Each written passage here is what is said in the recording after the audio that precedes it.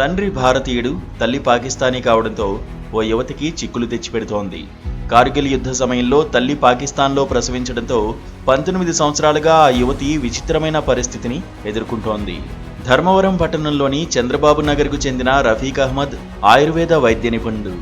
బళ్ళారికి చెందిన ఇతడి మేనమామ మహబూబ్ పీరాన్ దేశ విభజన సమయంలో బళ్ళారి నుంచి పాకిస్తాన్కు వెళ్లిపోయారు. రఫీక్ అహ్మద్ 1989లో మేనమామ కూతురు జీనత్ పీరాను వివాహం చేసుకున్నారు. రఫీక్, జీనత్ దంపతులకు మొదట ఇక్కడే కుమారుడు జన్మించగా జీనత్ 1998లో రెండోసారి గర్భం దాల్చింది. ఆ సమయంలో తన తండ్రి ఆరోగ్యం బాగా లేకపోవడంతో చూసేందుకు జీనత్ కరాచీ వెళ్లగా అదే సమయంలో కార్గిల్ యుద్ధం జరగడంతో ఆమె వెంటనే భారత్కు తిరిగి రాలేకపోయారు. ఈ క్రమంలో 1999లో కూతురు రమ్సా రఫీకు జన్మనిచ్చింది. 2005లో ఆమె తన కూతురుని తీసుకుని ధర్మవరంలో ఉన్న భర్త వద్దకు వచ్చింది. దాదాపు 7 ఏళ్ల పాటు అక్కడే ఉండడంతో రమ్సాకు పాకిస్తాన్ ప్రభుత్వం అక్కడి పౌరసత్వాన్ని ఇచ్చింది. ఇక్కడికి వచ్చినప్పుడు రమ్సాకు తల్లిదండ్రులు లాంగ్ విజిట్ వీసా తీసుకున్నారు. అయితే ప్రస్తుతం రమ్సా రఫీక్ వయసు 26 ఏళ్లు కాగా 1వ తరగతి నుంచి ఇంటర్ వరకు ధర్మవరంలో చదువుకుంది. ప్రస్తుతం అనంతపురంలోని ఓ ప్రైవేట్ కాలేజీలో బి ఫార్మసీ ఫైనల్ ఇయర్ చదువుతోంది. ఇప్పటికీ రమ్సా రఫీక్ పాకిస్తాన్ పౌరసత్వంతోనే ఉంటుండగా లాంగ్ విజిట్ వీసా 2029 వరకు ఉందని రమ్సా తండ్రి వెల్లడించారు. తమ కుమార్తెకు భారత పౌరసత్వం కోసం దరఖాస్తు చేసినట్లు తెలిపారు. ఎందుకు రాలేదబ్బా అంటే వాళ్ళు అక్కడే ఇదైనారు కాబట్టి. ఇక్కడ యాక్చువల్గా ఆమె 8th మంత్ ఉన్నప్పుడు ప్రెగ్నెన్సీలో ఆమె కరాచీకి పోయింది. వాళ్ళ నాయన ఆరోగ్యం బాగలేదు అది అనేసి.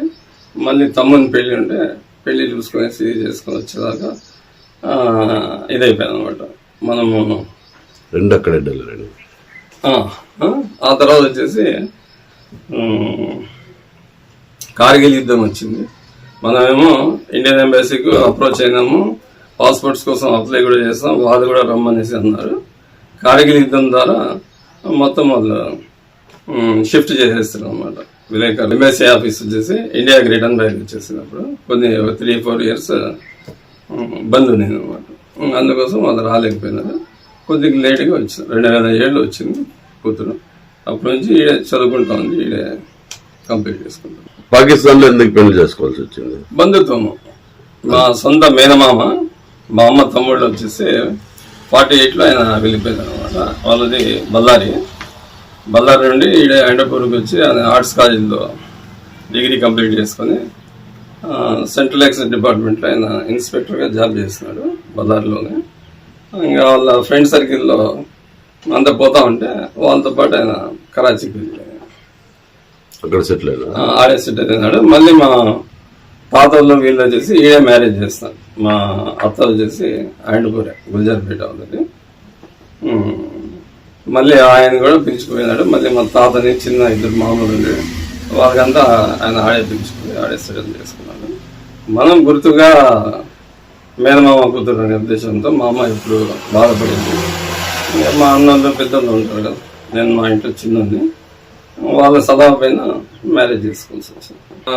2 పిల్లలకు ఇండియన్ సిటిజన్షిప్ త్వరగా ఇవ్వదనేసి కోరుకుంటున్నాను. ఇప్పుడు మీకు పాకిస్తాన్ లో పెళ్లి చేసుకున్నారు కదా? అవును. ఇప్పుడు నీకు ఏమి సమస్య వచ్చింది? నాకేం సమస్య రాలేదు. సిటిజన్షిప్ కోసం అప్లై చేస్తున్నామండి. అది ప్రాసెస్లో ఉంది. అది అయిపోయిందంటే సిటిజన్షిప్ వచ్చిందంటే ఇంకా ఆమె ఇండియన్ అయిపోతుంది. మా భార్యకు నేను ముందే సిటిజన్షిప్ తెచ్చుకున్నాను. ఆమె కూడా ఒకప్పుడు పాకిస్తాన్ నేషనల్. ప్రాబ్లం అంటూ ఏం లేదండి. నీకు నీ కూతురు కొడుకు కానీ లేదు, ఏం ప్రాబ్లం ఏం లేదు. లాంగ్ టర్మ్ వీసా పైన పాప ఉంది. ఇప్పుడు వచ్చిన కొత్త రూల్ ప్రకారం, ఆర్డర్ ప్రకారం లాంగ్ టర్మ్ ఉన్న వాళ్ళు ఎవరన్నా కానీ ఉండొచ్చు, అబ్జెక్షన్ ఏం లేదు. వెంటనే పోవాల్సిన అవసరం లేదు అనేసి ఆర్డర్ వచ్చింది.